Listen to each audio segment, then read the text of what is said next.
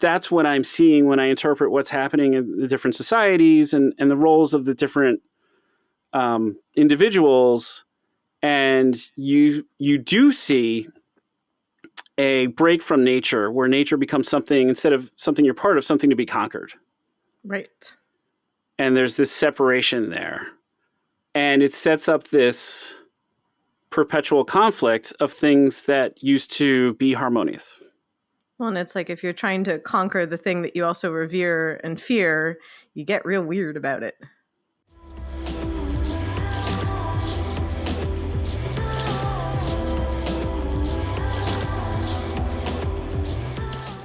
I neglected to say push record before the most amazing introductions exchange. We could aim for a dramatic recreation. I don't know what accent I affected, but it's never the same. So I'm just gonna do a trademark story, a ramble. TM. When we were talking about needing one last guest for season 1, I said to Pam, I was just talking to my friend Steve Cleff. You got to be precise with all the Steves in America. There's a lot of Steves. Yeah. He's doing a big project. It's been going on for years on Aphrodite. And he's kind of ready at this point to start talking about it in public, showing pieces of it to the world. And the neurodiversity thing, Neuroprovocateurs, that's the overarching theme. Steve, are you good to talk about how synesthesia affects? Because we've been working together, Steve and I, for like 20 years. So I've heard a lot over the years, but there's, we often have these separations between what we want on the public internet about how our brains work. And so it was like, Pam, Aphrodite, synesthesia, what do you think? And Pam was like, yeah, let's do it. And like 8 days later, here we are. So, yeah, I'm happy to describe anything about synesthesia.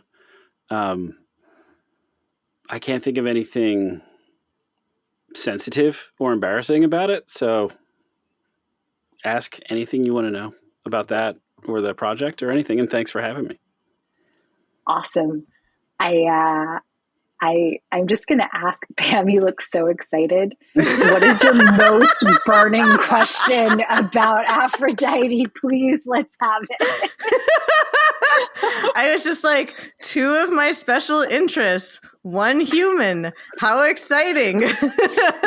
How brains work. Greek mythology that extends beyond Greece. There's a nice, connection with Aphrodite in that there's many, many versions of Aphrodite. And one is Aphrodite Mixus, maybe my favorite version. And it's basically when you combine 2 things and come up with a third thing. So here we are. Yes, I remember learning about that there were so many specific Aphrodite varietals, because I think of both Aphrodite and then like Hecate, who also is a goddess that extends way beyond like the Greek mythology version. And it's so fascinating to me that everyone kind of rolls them into one or has like one idea of the goddess. And I'm like, Oh, how did you start discovering the different aspects of Aphrodite? Yeah, I have a friend who's also friends with Jess, Caitlin Foisey, who's just incredible everything, writer, artist, person. And we were talking about Aphrodite one day, and she said something about 2 Aphrodites. And I hadn't heard of that before, even though I thought I had a decent knowledge of Greek mythology. And just for some background, I was kind of an Artemis guy. She was goth, and she was independent, and all these qualities that I thought Aphrodite didn't have, right? So I had the kind of common perception of Aphrodite as you see in pop culture, where she's vain and shallow, and that perception of like the vain, vapid, vulgar Venus, right? And that was kind of what I had. And so I set off to find out more about two Aphrodites, and I learned first about Aphrodite morning star, or Venus morning star and Venus evening star, which are two aspects of the deity, and that goes back to prior deities, Inanna and Ishtar, and many of them, which but the average person doesn't. And then I read about Aphrodite Urania and Aphrodite Pandemos in Plato's Symposium. And so I have to tell you that when I'm reading this, it's the summer of 2020.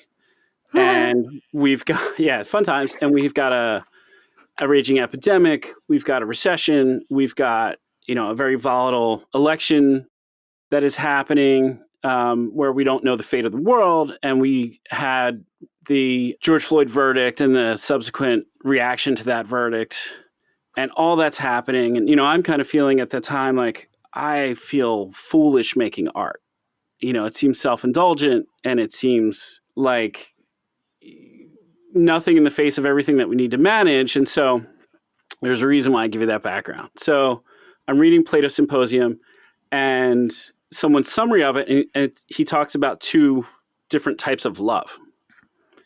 And he talks about the love associated with Aphrodite Urania, which in his opinion is the good kind, which is about the love that men share amongst themselves when they're talking philosophy and they're just hanging out and they're thinking about higher level things. And then the bad kind, which is from Aphrodite Pandemos, which is about, the physical connection between men and women and how that's a distraction from greater pursuits.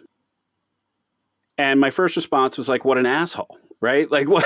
Why is he putting these judgments on these things? And I was joking with a friend who I was explaining, like, this is the original bros before hoes statement, right? Where it's good to pursue one thing that has nothing to do with women and bad to pursue another thing that involves women. And I'm going to use this representation of women to further my opinion that people should be doing one thing and shouldn't be doing another. And so, right. I just set off to learn more and learned about 70 or so Aphrodites, and that's just within Greece.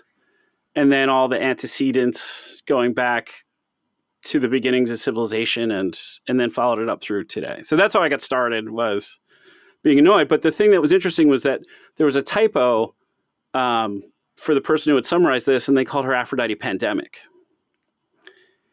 And so I just freaked out in the middle of a pandemic, and it made me think, it planted a seed that turned into the story that I'm in the middle of writing with my wife that I can talk about in a little bit. But it was shocking to see, that there was two, and there was an Aphrodite Pandemic, and, and I have to tell you that part of the responsibilities of Aphrodite Pandemos in Athens about 400 BCE was to maintain political harmony.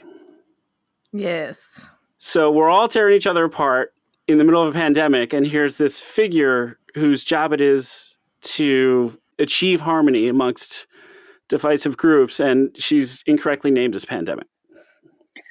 Wait, but Aphrodite Pandemos is the one that in Plato's Symposium is representative of the love between men and women. Okay, oh, I got this one. It's very, very. Do you know where I'm going? I think so, but I also have the linguistic explanation of why she would be called that in Athens at the time. That's not where I'm going at all, but I want to know what it is in a minute. I'm thinking of like early 90s, men are from Mars, women are from Venus, like this idea that men and women are so separate. And like the whole internet knows how bad my periods are.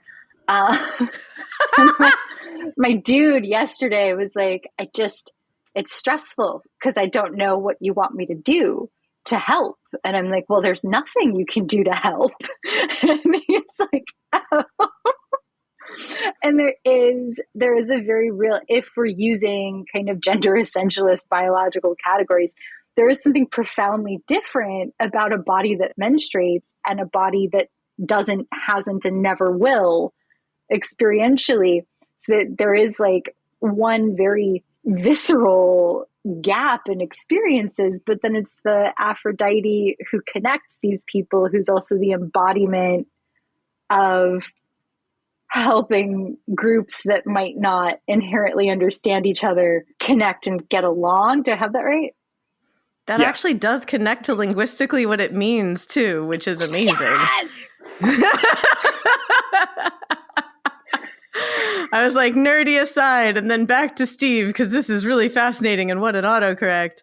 But Pan is all, and Demos is the demes. So the demes were how the Athenian military and society was divided into little groups.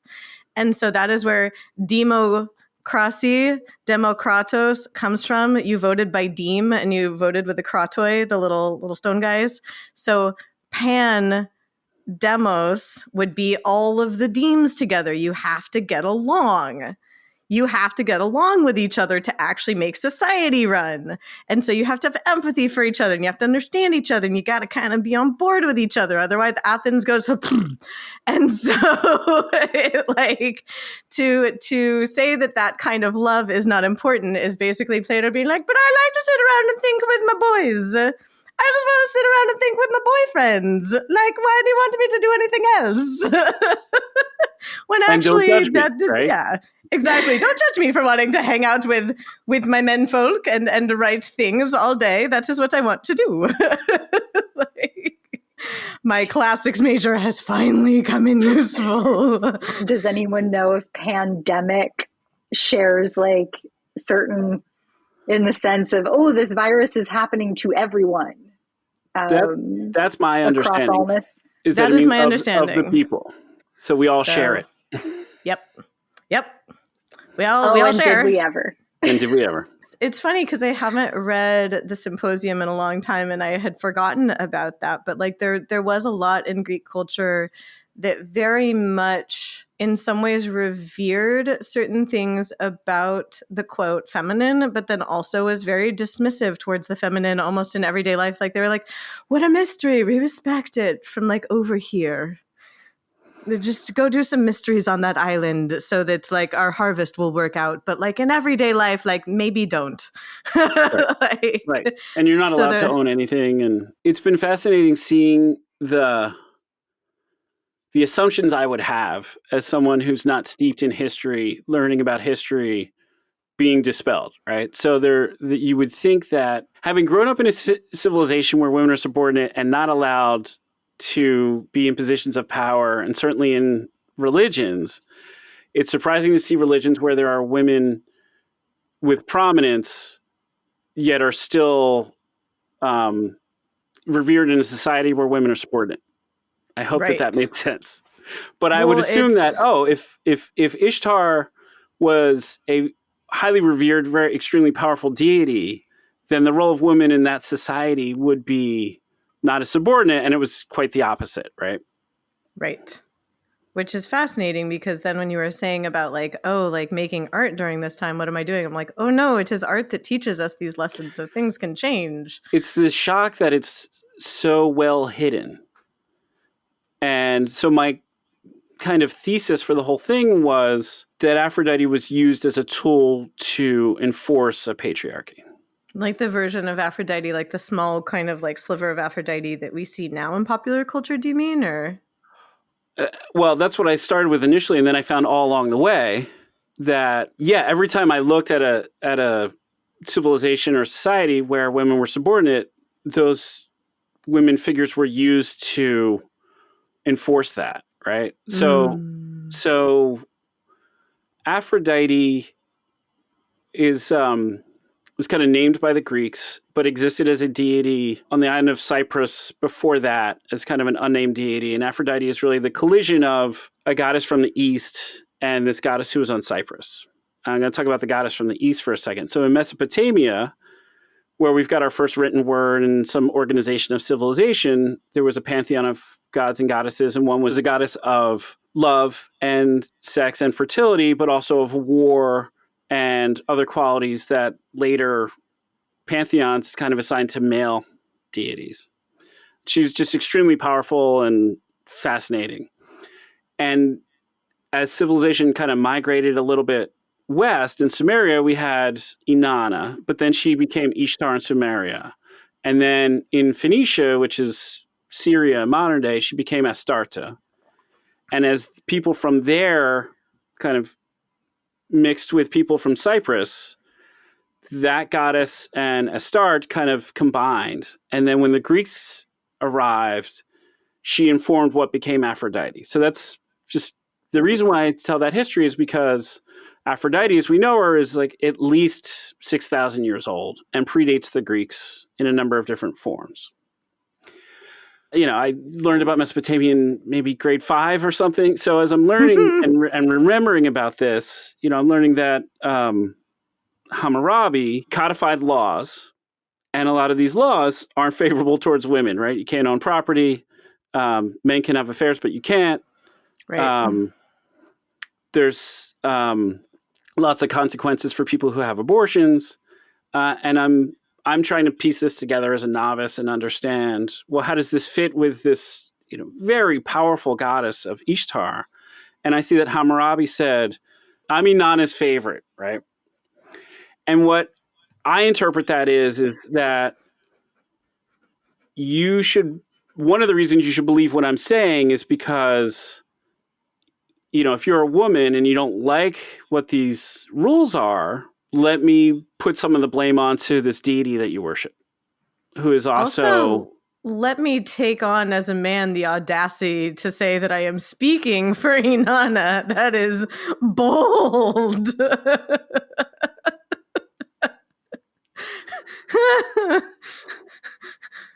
Where do they find the audacity? Well, you know, I mean, I was trying to trace the origin of it, right? Where does it all come from? I have some theories, and I don't really have the answer. I mean, there's some functional reasons, and if you read Creation of the Patriarchy, I'm blanking on her name, but I think it's Greta Lerner.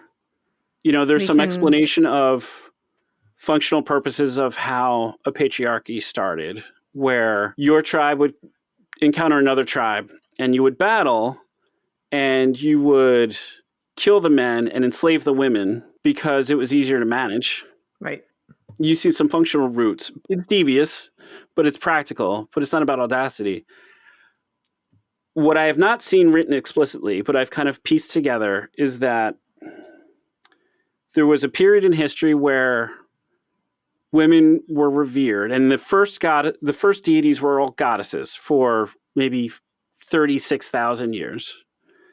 And man was connected with nature and saw this miraculous ability of women to give birth as not only a physical miraculous thing, but a very metaphorical thing of transformation and growth.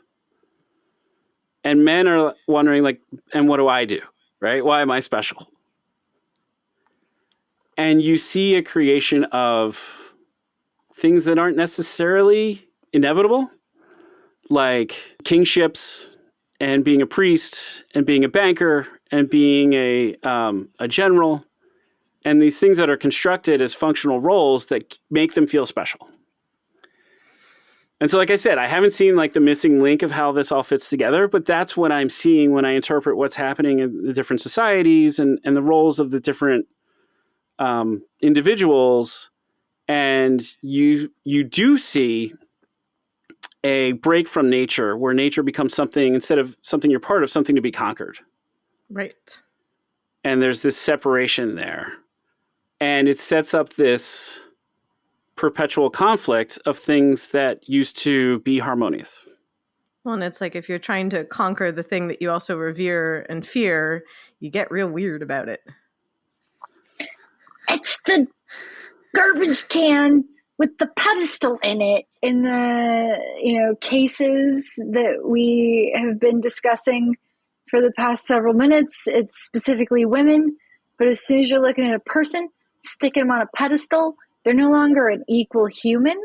Mm-hmm. And then you end up with this self-generated power struggle of like, oh, you're so much better than me, but now I feel bad, so I have to subjugate you so I feel better. And it's like, dude, like, nobody asked for this melodrama. 1-800 did I ask? Well, and at the same time, a lot of these myths and tales have lessons of you can be special. You can be special through growth. You can be special through, internal growth, bringing things together, building, creating. You can be special through song and writing and art. You could even, if you grew a civilization and that's like an expression of community and growth, you're doing special things. It didn't have to be that way, right? It's not to say that people who can't have children have no function, right? And aren't miraculous. It's to say, what do you do with those opportunities? Do you subjugate a group that you're jealous of or afraid of? Or do you find your own ways to create and transform? There was an anecdote that my therapist told me, and she was like, oh, I don't know if you'll remember this. And then she launched into a story, and I was just like, I'm going to remember this more than probably anything else you've ever told me. But it's like, of course, I'm going to remember the extremely obscure lake potato story. But she was... Anything else? No idea. But she was demonstrating to me a story of positive masculinity, because my partner was asking me about examples of positive masculinity, because he has oft been accused of being a boy lesbian. He was teased about being gay in high school. And he's like, why? Because I treat people with kindness and decency, do people assume different things about my sexuality, which are also, by the way, totally awesome things, just happen to be things I'm not interested in. And he's like, why? And so she was like, oh, we'll give him this story. And I did. And he was like, what the hell? So by this lake, where it is extremely high altitude, there are people living there, and they still live in the ways that they did for however long people have lived there. And one of those ways is that they don't have electricity, so they don't have like refrigerators and freezers, so they need to preserve their food somehow. One of the things that grows there is potatoes. One of the ways to preserve potatoes is basically to kind of freeze dry them. So what they do is they like half dig up the potatoes, but then they leave them closer to the surface so that the dirt curates them overnight. So it kind of freeze dries the potatoes in the dirt. But they built like kind of a circle of stones around all the potatoes, and you have to keep animals away from your potatoes while they're freeze drying. So the men in this culture sleep with the potatoes on the potato freezing night, because they're like, the food for our group depends on these potatoes. We are going to sleep on these potatoes so that no animals get to them. And then the next day, like the women and the children come and they all do whatever it is that they do to the potatoes after they unearth them, like they all work together. But it is the men's very important job that they're like, we are the protectors of basically a lot of our sustenance for the next season. So like she used that as an example of positive masculinity, of like, we respect what the earth does. We respect that it actually preserves our potatoes for us if we kind of zhuzh them a little bit. But also we got to respect that like someone's got to guard the potatoes. Otherwise, like once they're closer to the surface, the animals nearby can come and easily get them. So she was like, that's kind of how she sees it, as like men can see what's happening with the proverbial potatoes. And if they yank the potatoes out of the ground, if they try and like do other things with the potatoes, it actually ruins the potatoes. If they're like, it is our job to literally protect, sleep with the potatoes, make sure they are okay. Excellent. Like you did it. I know one of the running themes of the podcast is my like, and here's my different perspective from Serbia. And it very often comes back to the gender roles here are pretty rigid, and the men are very straight or they're not straight. So broadly speaking, you cannot kiss them when you have lip gloss on, because then they're wearing lip gloss, and it's a little weird for them. But strangely, and my gut says these things are connected, you can expect men to do actual nurturing and actual caretaking. And I'm like, if the cost of this is that they're a little squeamish about having lip gloss on their mouth, even if it's because they kissed a woman they're attracted to. Like, I think it's fine. At first I was like, huh. Then I was like, then I would get to keep more of my lip gloss. Yeah. It works out really well. I'm reliving a moment in which last night my lip balm was forcibly stolen from my lips, in fact, by my boyfriend. He was like, I forgot my lip balm. And I was like, oh, that's too bad. And he was like, wah.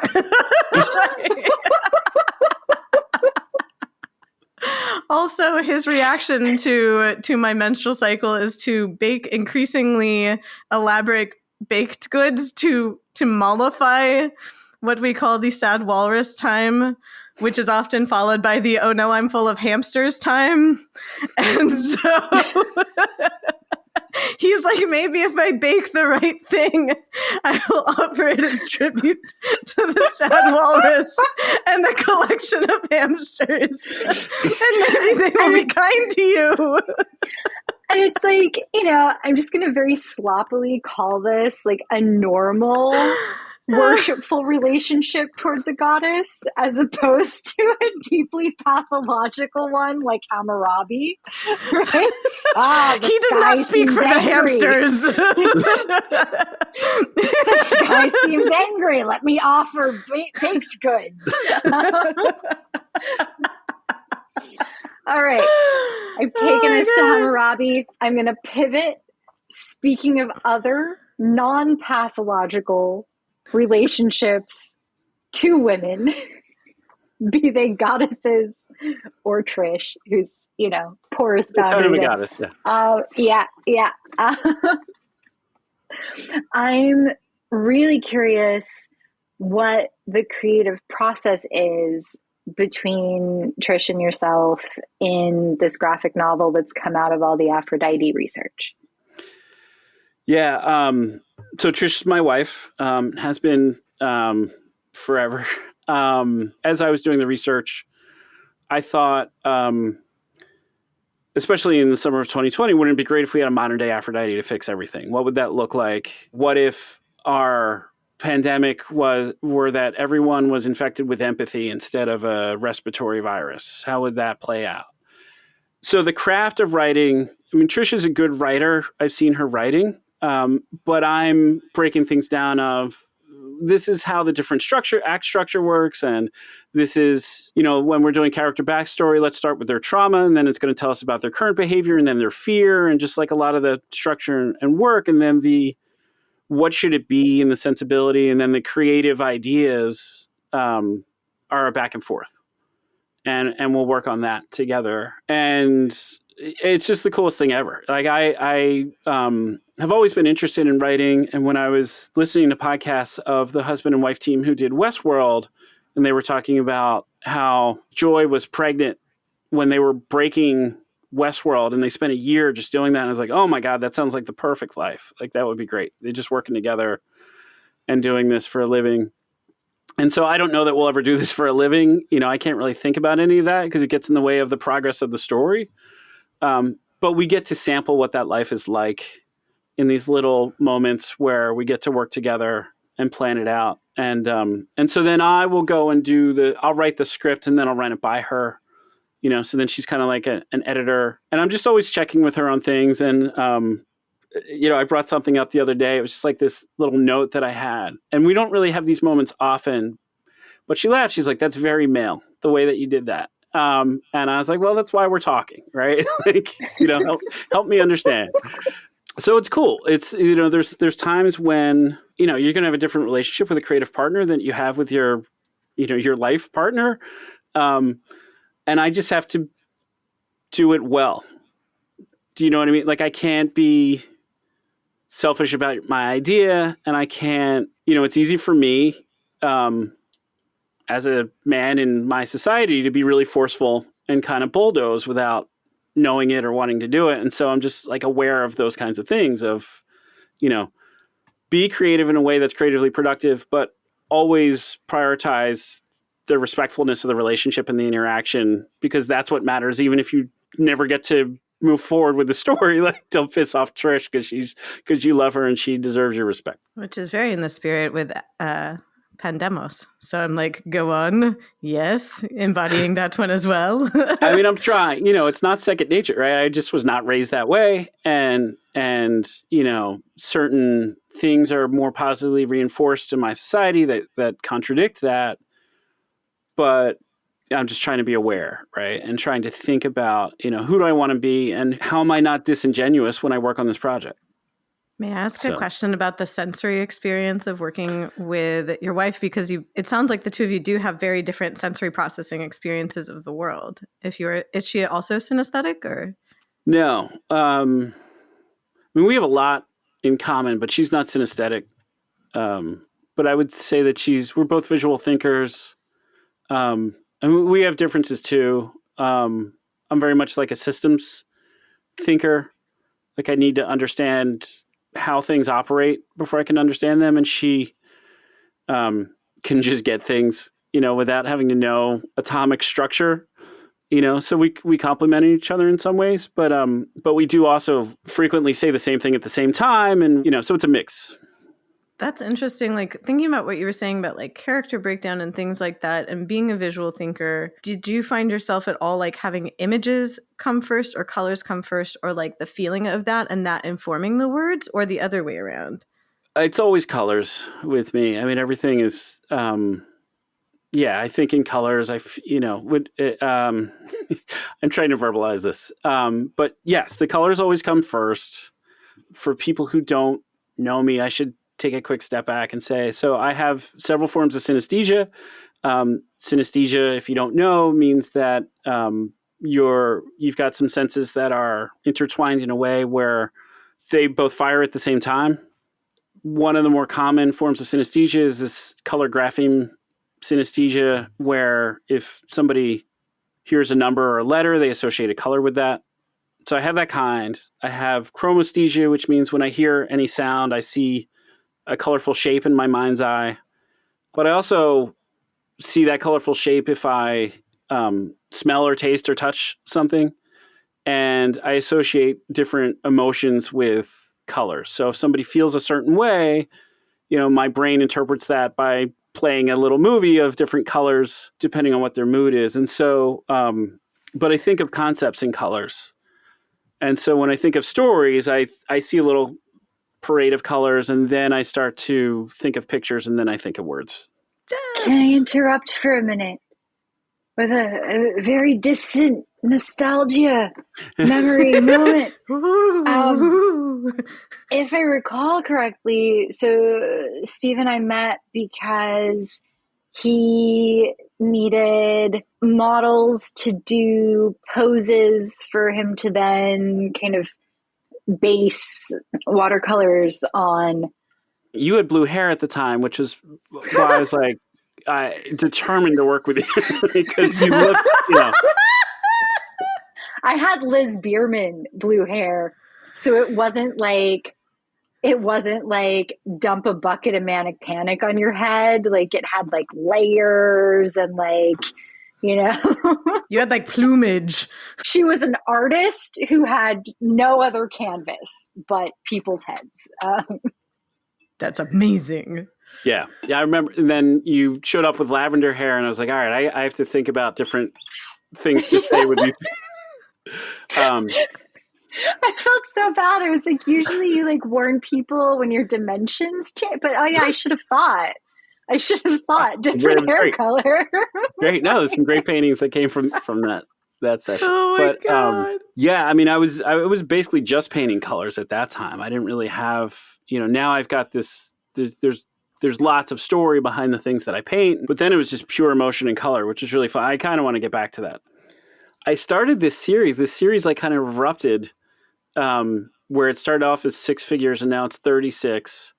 And it's kind of related to the Aphrodite, but the project could operate fine without it. But I'm just realizing as I'm talking to you now about this, they're very elemental and very just about emotions. Like paint, one of them is just painting calmness and one of them is painting anger. And I'm realizing that I think my brain was trying to get back to that way we used to work in this context. So thanks for indulging me to understand myself. But Pam, what were you going to say?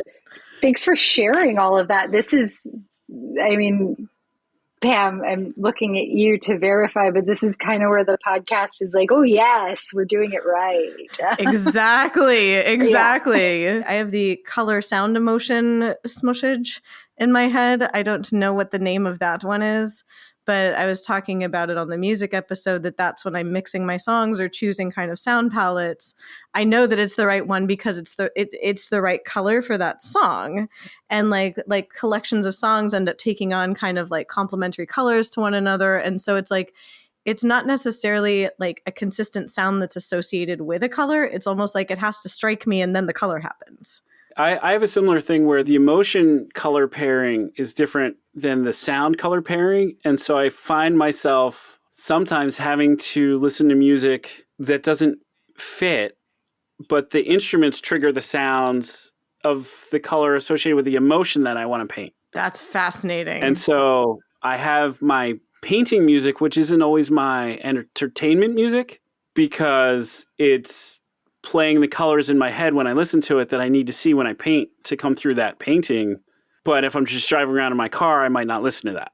Yeah, there's times when I'll find myself painting, like I'll especially during the pandemic, but even still, we do these art jams with artists all around the world, and we all paint together at the same time on a Zoom. And if I need to really feel when I'm painting, I can't do that because, they're going to bring up weird TV shows they liked or some fight with their landlord or whatever. And that's different colors, right? And so I have to figure out things that I could paint that are more about, all right, I've got the emotion set and I just need to paint a lot of folds in a drapery or whatever. And it doesn't matter if the colors are wrong while I'm painting it. I can persevere through that. Right. You mentioned something in an interview that stood out to me was the other thought was that like you had presupposed that everybody was like this, that is what children do, is like we kind of presuppose that everyone has the experience that we have. And I was curious because I did not realize that other people did not have these sensitivities or overlaps. And so to me, it just seemed like everyone was just doing a really great job of like being real cool about things. And so I was like, maybe I need to be cooler about things. Maybe things need to, everyone else is going around clearly with these kinds of perceptions, but they're being a lot more chill than I am. Like, what brought it to your, I guess, like what brought it to your conscious mind that you had a different experience than others? And I guess, what was that like being like, oh, not everybody sees things this way? I had always, how did I find out that not everybody did this? I think I just asked somebody like, do you see the same squiggles I see when I hear Jimi Hendrix? And they were just like, what are you talking about? No, no one sees squiggles when they listen to any music. But part of what got me there was I started thinking about how I associated colors with numbers. And I just thought like, oh, well, I must have, or letters actually. I must have, when I was in school and they were introducing the letters, a lot of classrooms will have the alphabet on the wall and they must have just been in those colors. And that's what I associated with. And then I remembered like, no, it was handwriting. It was white letters on a black background. Well, that's strange. Where did it come from? And so I started Googling, seeing colors with numbers. And then I first encountered the term synesthesia. And then it, just described like, 4% of the population has this and it's genetic and, all the things that you learn about synesthesia. And so I kind of felt special. I felt good. Like it was, superpower. And colors are so important in my world. I realized like there's another existence where I wouldn't have had all this. And I prefer this existence with all the colors. They're so important. So then I talked to people. I didn't tell people for a long time. Obviously I told Trish, maybe I've told my parents about it. But for a long time I didn't say anything because it seemed like no one's going to believe me or it's just going to bring, unwanted attention. And then I remember when I would work at a company, maybe like a year or two into it, if I had good friends, I might tell somebody about it. And now I just kind of tell whomever. I don't know. I got used to it. I felt less, you know what, it gets weird. People start to see you as like entertainment or something other, right? Well, what's this color? What's that color? And, do some tricks for me. And I'm fine with that now. But at the time it was just not desirable to get that type of like uncomfortable attention. But the other thing that has changed things is now there's 3 or 4 interviews with me out there talking about this stuff. So if you Google Steve Cleff, you'll see it. And so then I actually started putting it in my artist bio and just saying like, this informs why I paint what I paint. And I'm trying to paint emotions and I see them as colors. And so that's why this looks like it does. Because my paintings are, they're very vibrant. They're very unrealistic colors, unrepresentational. Technically, I guess you could call me a fauvist in art speak, but I want to explain that that's like a feature, not a bug. And that it's tied into something with some meaning as opposed to a superficial inclination to just, use magenta and turquoise all over the place. The second module of my undergrad, which I may or may not finish because I banked my credits and have until February to circle back and finish it up. It's basically like an intro to psychology. And they're doing this thing with the curriculum where they're like, hey, it's been a few weeks. You want something flashy? Here's synesthesia. And in the synesthesia part, we did, there were all sorts of, really interesting facts about like the synesthesia Stroop test and how people with synesthesia will demonstrably and persistently associate the same colors with each number or word or whatever, where people who are making it up and trying to remember, like come back a few months later, nothing. But then as like the big finale to that section, they're like, and here is a painting with some colors and what the artist sees in it. But it was just kind of colors. And you would click on this patch of color and say, okay, the artist feels this. And I remember being so irritated because I know of one artist who has synesthesia and it's all very visceral and, kind of legible. Like you're looking at your painting, Steve, and really getting a sense of like something, even as a person who doesn't directly associate feelings with colors. And so I'm like, this is the part I'm worried is going to come out bad. I'm like, I'm sure there's more artists like this where you have like a real experience as a viewer and they're just like, click on the color, we'll tell you what it means to the guy who put it there. And I'm like, missed opportunity. Yeah, I'm very aware of that, right? So I know that I couldn't just paint colors because they don't mean anything to anyone else, right? And that's your job as an artist is to capture and evoke emotion. And the worst thing you could hear as an artist is like someone's lack of a feeling towards something you create, right? Like, oh yeah, it's nice. It's nice. I could only draw stick figures. Like, you want people to cry or scream, right? When you see your work. And so I know that like, and maybe it's because among synesthetes, like our colors are different for each other, right? So like, I was talking to somebody and I said like, well, what's your A? And they're like, oh, it's red. I'm like, you know what's up. Yeah, A is red, but plenty of people, A is yellow. And so my sons have it and all of us have different alphabets. And so it'd be super cool if there was some untapped part of consciousness where there was this undercurrent of meaning associated with colors and only synesthetes could access it. And if you painted a certain color, people would feel a certain way because you all share that universally. That'd be awesome. But it's not the case, right? It's just like, for me, hope is blue. And so I need to paint something hopeful or something that looks like hope. And I will make it blue because it helps me care about it. But if I assumed that somebody else would feel hopeful just because I painted blue, I would assume they'd have the reaction you had. And I don't think it's anything to apologize for. I mean, as an artist, I should say that anyone who takes the chance to express themselves should be, supported and respected. But, there's also a job as an artist to think about the person who's looking at your work, I think. Coming off of the specialness, I love what I'm perceiving as you saying a couple minutes ago, that it would be really cool to be somewhat collectively accessing like a pocket of like shared, which as much as every person with ADHD or autism or the combo platter is different, there is among all three groups this frequent like, oh my God, a person whose brain kind of brains the same. we're all on Linux.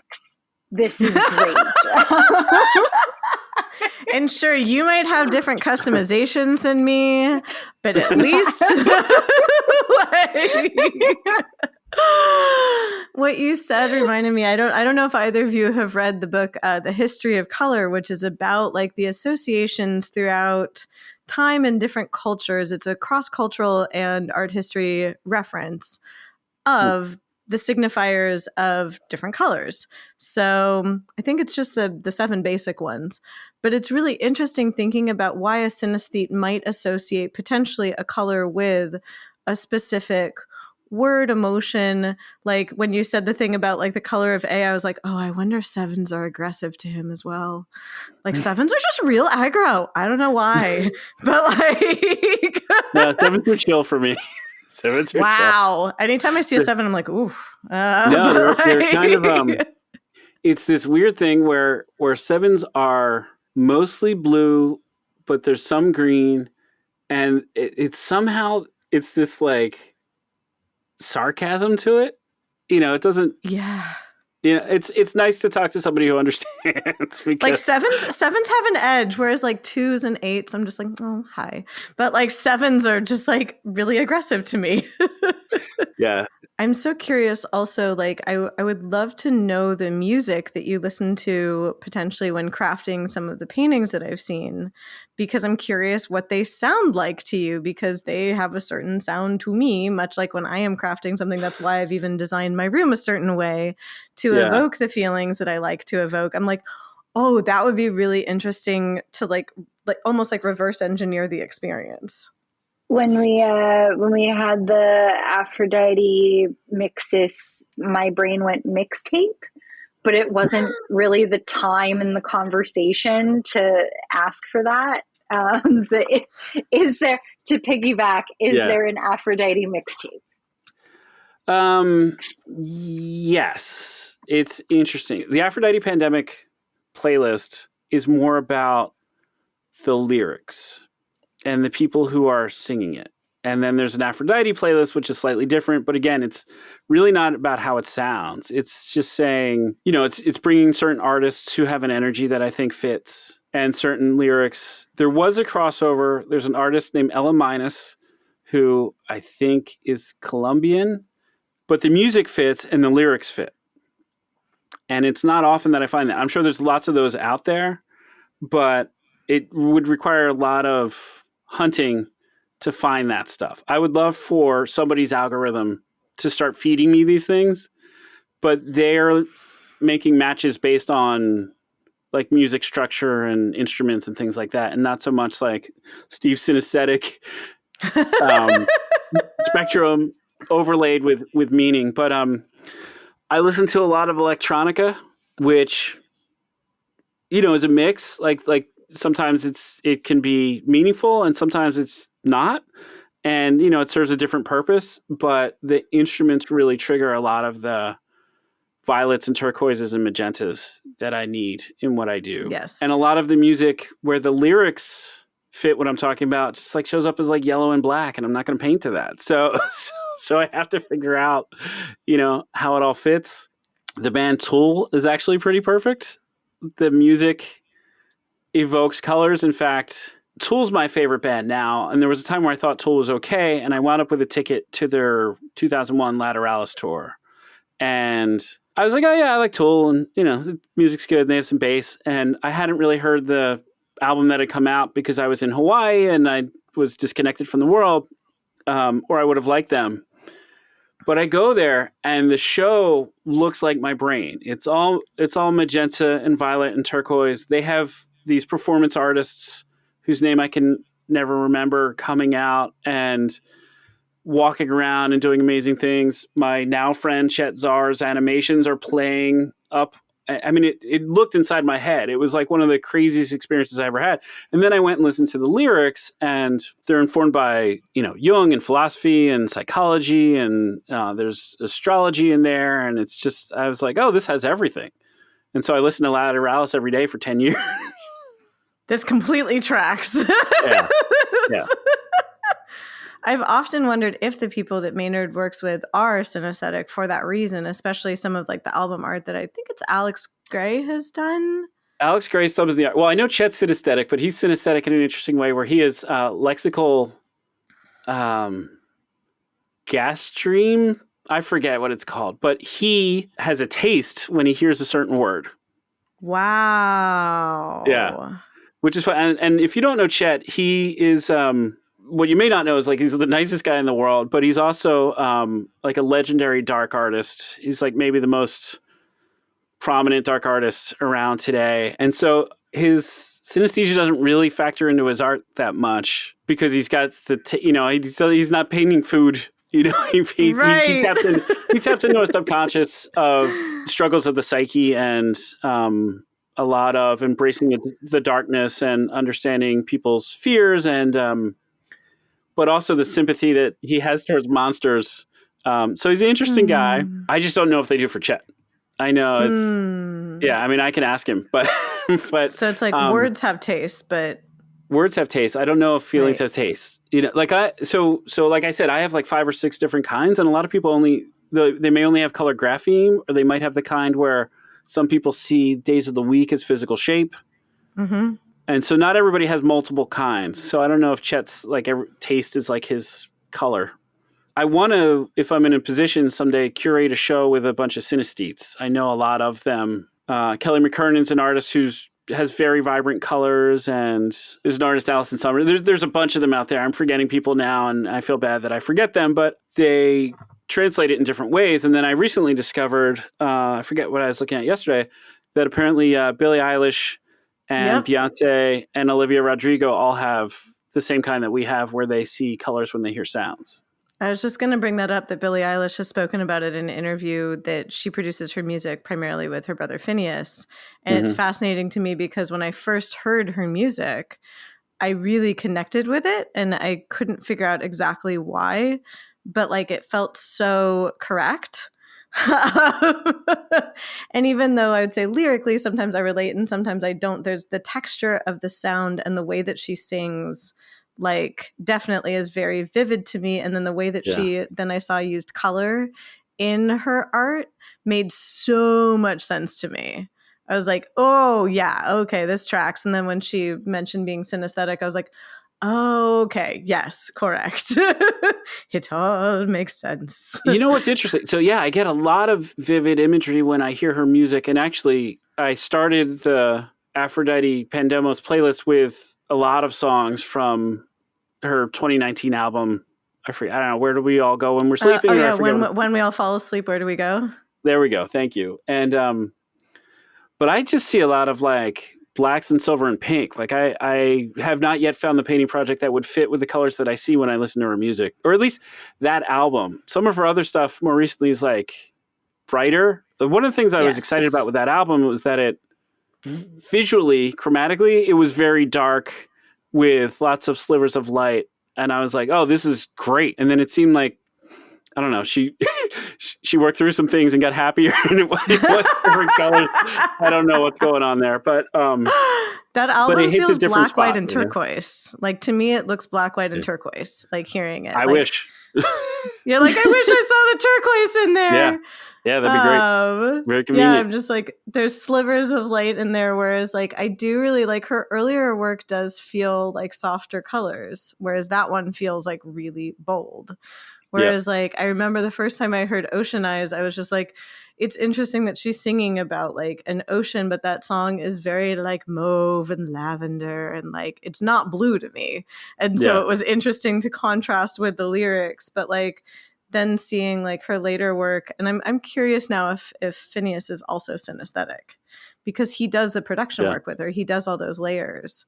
So I'm like, It could be like, I don't know if you've seen the video of David Lynch directing Angelo Badalamenti to make the score for Twin Peaks. No, sounds fascinating. So they're sitting together at the piano, and like Lynch is basically narrating different feelings and like the scenes essentially. And then Angelo is kind of playing, and either David will be like, yes, Angelo, yes, and like keep going, or he's like, oh no, Angelo, no.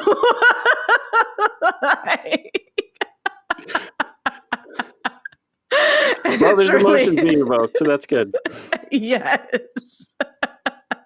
And it's really funny watching like someone's visuals be translated to sound in real time, and also that the trust that they have together is that Angelo can withstand both the yes, Angelo, yes, and the no, Angelo, no. Right. Well, that's what I'm saying. That's what I would cling to if I were Angelo, is like, well, at least he's feeling something. Yes. Often I have a way to sort of smoothly wrap us up. Unfortunately, colors and music are a reach for me. And the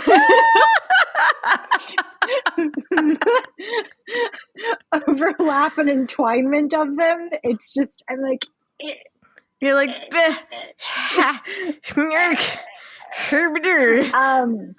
but it has been so awesome listening to the two of you interact about these things. I'm like, this is fascinating. Was this your secret plot to just put us in the same room? You know, it was a secret hope that this would occur, but you know, we never count on that.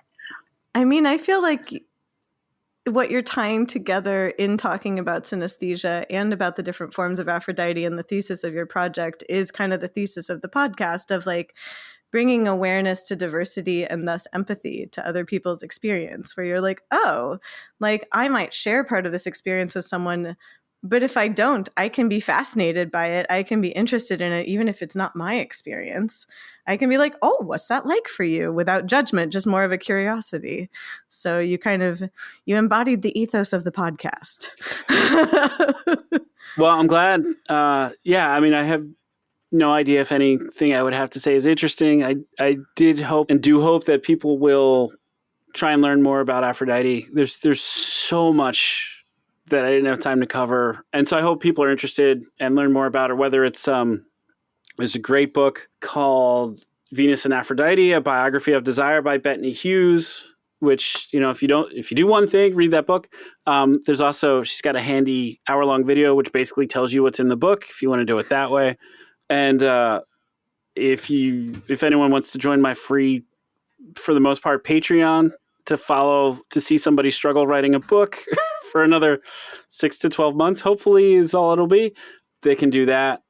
But thanks so much. I listened to a few of your episodes before this just to get a sense of what I was getting myself into, and it was all really fascinating. And I'm grateful that you're doing what you're doing and giving voice to some people who may not have had a voice otherwise. So thanks for that.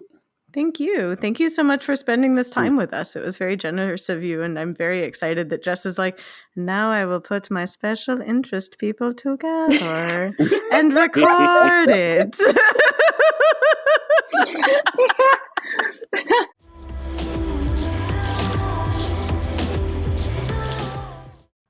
Thank you so much for listening to this episode of Neuroprovocateurs. Please join us on Substack, where you can find exclusive clips, resources, and community of the neurospicy variety. We are an independent podcast, so know that your support on Substack and beyond means the world to us, quite literally. If you enjoyed this episode, please make sure to leave us 5 stars and glowing reviews, and follow our podcast on your preferred podcast platform so that you can be sure to get each episode the moment it drops, and know that your reviews help us get in front of other people who might also want to listen to this podcast. We are on social media in all of the usual places as Neuroprovocateurs. Thank you again, and excited to see you for our next episode.